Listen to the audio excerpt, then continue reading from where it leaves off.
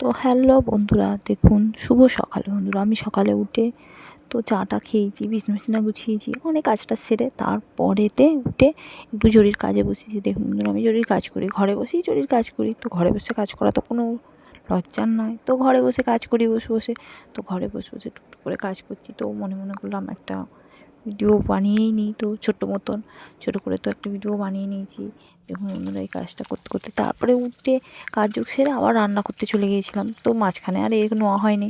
তারপরে দেখুন বন্ধুরা, রান্না করছি এখন।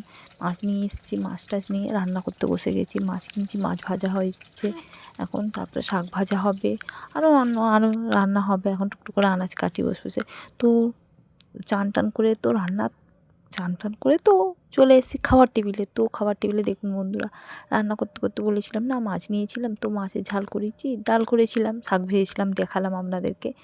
তো চলো টাটা বাই বাই, দুপুরের লাঞ্চটা সেরে নিই।